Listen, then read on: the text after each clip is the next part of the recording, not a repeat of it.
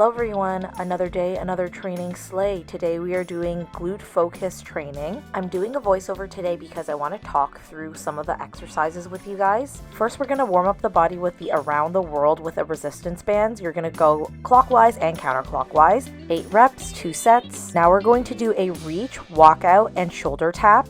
I totally forgot to do the reach initially, so then Lauren of course corrected me here. Try to keep your core tight and strong while you're walking out and also when you're doing the shoulder tap. This exercise helps you work out your core, shoulder, and arms. And we did 45 seconds of this exercise. Now we're getting into warming up the lower body. Here we are doing alternating reverse lunges.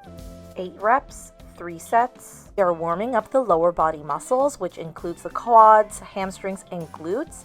And we are also engaging the core for stabilization and coordination. We are moving on to alternating side lunges, 8 reps, 3 sets. We're continuing to warm up the quads, hamstrings, and glutes, and adding in the inner thighs. This helps with hip flexibility and general leg stability. Moving on, we are doing a toe touch squat with alternating reach for 40 seconds on. You're gonna grab your toes, go into a squat position, alternate your reach on both sides, and then return to center and stretch out as far as your body allows. Your knees can stay bent if necessary. You do not have to go straight if you don't need to. You can see that I do not go straight because I am just not the most flexible person. Alright guys, we are almost through our warm-up. We are doing banded squats for 45 seconds on. You're going to add a resistance band just above the knees to help increase muscle activation. And this of course helps warm up the glute, which is what we are working on today. Just 2 more warm-up exercises, guys. We are going to do the monster walks with a band. You're basically staying in a squat position and taking 3 steps side to side. This again helps with glute strengthening and hip abductors, along with improving your balance and stability. And our last warm-up to really help with the glutes is a banded tap out and tap back.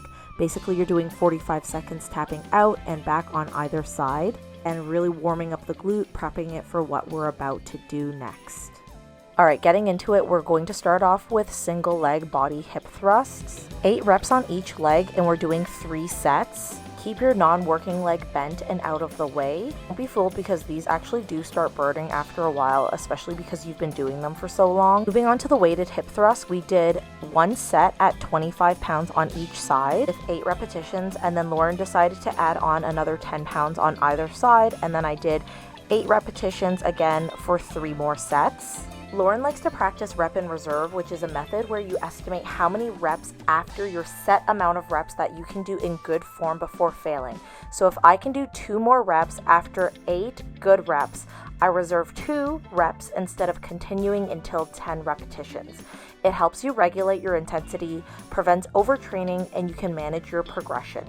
Lauren felt like I could add more weight, so she added another 2.5 pounds on either side, making it 37.5 pounds on either side. So a total of 70 pounds plus whatever the bar weighs. I'm not gonna lie, she was already kicking my derriere at this point. I was already so fatigued. But it wasn't over because we were moving on to cast glute bridges.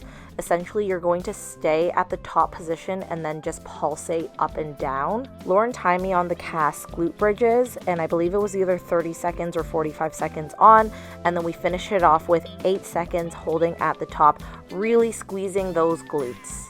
And trust me, I was so happy to drop that weight because I was so fatigued. I have footage of Lauren explaining this, so I'm going to let her do it.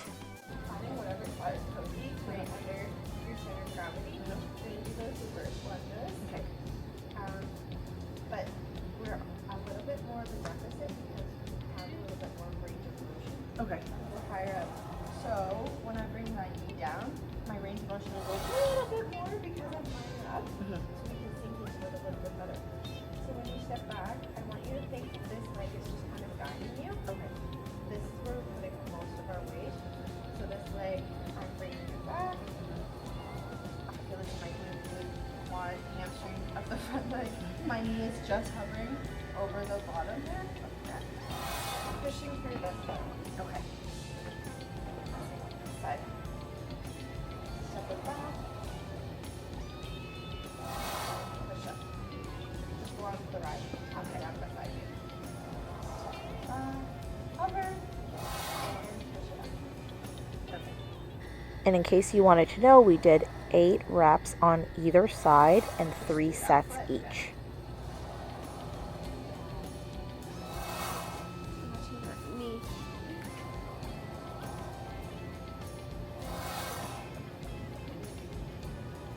This 2 more glute exercises. This one is a deadlift. Last time, if you watched my video, we did a B stand single arm. This time we are just doing a regular deadlift. Focus on pushing the hips back, slight bend in the knee. We're not squatting down, we are pushing back the hips and butt. 8 reps, 3 sets. Lastly, we are doing cable kickbacks again. Really focus on lifting the leg back and then squeezing it. I was a little bit swinging it, so I had some momentum, which Lauren did come back and correct me with. I generally was just really fatigued at this point, but you can see she came back over and corrected me, let me know what I was doing. That's why I really like having a trainer, because they can train you to your fullest extent, even though I was very fatigued here.